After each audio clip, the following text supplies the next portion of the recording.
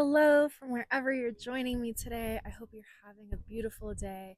I can't believe I'm finally getting to record this video because this is something that I've been wanting to manifest. I think younger version of me, even just 2, 3 years ago, would be amazed that I've been able to finally create this in my life for myself. So the topic of today's video is how to manifest friendships that feel really nourishing and beautiful and authentic and vulnerable.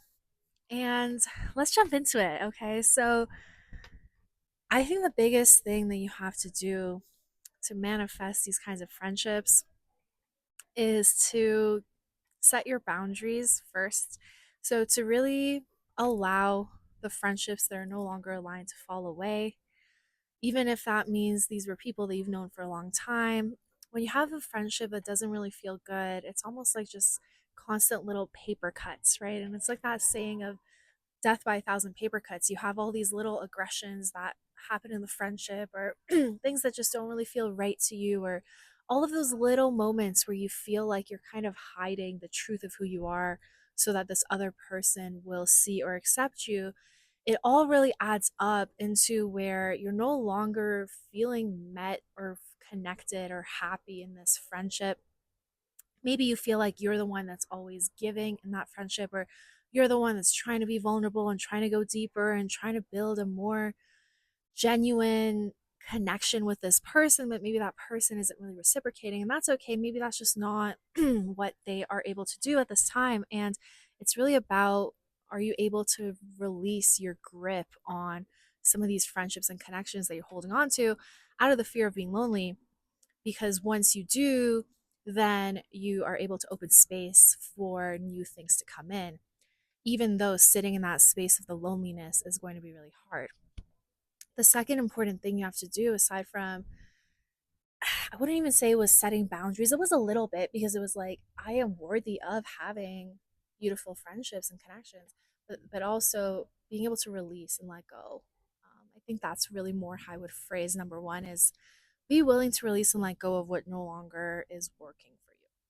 The second thing is about being able to be unapologetically yourself.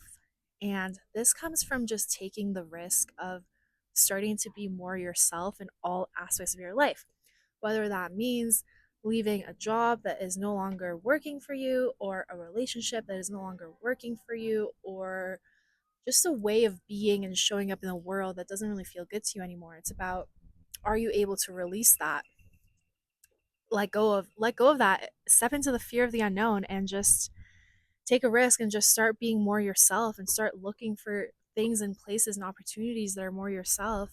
And the more that you get comfortable doing that and shining your authentic light, that's when you'll actually start to attract people that are like you. For example, let's say that you don't drink, right? If you're just constantly surrounded by people that are drinking, you constantly feel like you have to explain yourself, or somehow like validate yourself, or maybe like even sometimes succumb to the peer pressure just to be able to fit into that environment. But once you're just authentically yourself and you're like, you know what, I don't drink, I'm vegan, or whatever it is that makes you different, a little different than, like, let's say 80% of people, um and you're no longer like ashamed of that anymore, that's when you'll attract people that are also like minded, or you'll attract people that are extremely tolerant. For example, I'm in a house right now with amazing women, and only one other person's vegan, but we're eating predominantly vegan this whole weekend. And that's just because I was like, hey guys, this is like important to me.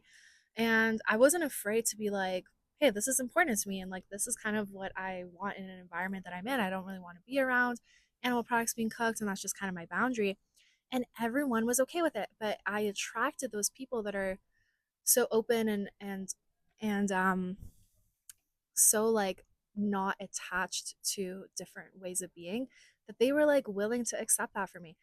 And and they're like, totally chill with it, and also they don't really drink either, and also they just have all these other things that like just work. So it's like I'm on this trip with these amazing girls, 444, and we're just getting along because it's like no one feels like they have to like justify who they are being, and it just feels good. But that only really happens once you're comfortable like leaving behind those situations that don't feel good anymore and just walking away from them, like I've been on so many beautiful cottage trips though where I did feel like an outlier and I did feel uncomfortable, and it's almost like my soul had to go through all of that discomfort and all of those moments where I didn't speak up, and I kind of put myself in uncomfortable situations until I was really ready to embody the truth of who I am. And yeah, this is just your permission slip to like be authentically yourself, and you'll start to attract those kinds of friendships.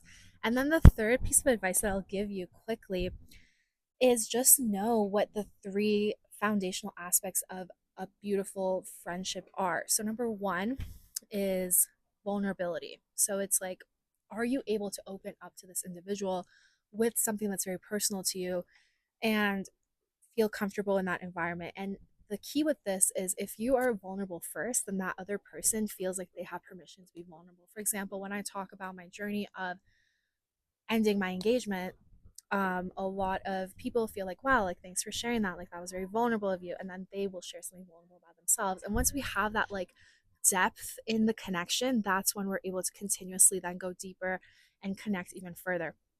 The second thing is positivity. Um, you should build experiences with the people that you want to be friends with that feel positive. So, like building beautiful memories together, laughing, enjoying a meal, enjoying an experience, so that that way your brains are actually like relating the experience of that friendship with positivity. And then the third thing is consistency. So, can you consistently connect with these people? And so, like, for example, the girls that I'm here with, we did consistently connect. We had a whole 6 months of meeting weekly on these coaching sessions where we all did this certification together. And then we did a trip together to Austin, Texas. Now we're in a trip together to Big Bear, California. And we're going to plan another one after this. And it's like the consistency is there in the friendship so that it can be maintained. So those are really the three keys. So that is how you start to build more vulnerable and authentic connections and friendships in your life. I hope this was helpful. I am so like overjoyed to be back creating content for this channel, especially now that I have my coaching certification, and also so much has transformed in my life. I feel like I have a lot that I can speak on and share, and I'm really excited to use my voice. I'm like wearing turquoise, the color of the throat chakra, to continue to embody opening my voice. So anyways, I hope you have a beautiful day. Go crush it, and talk to you soon.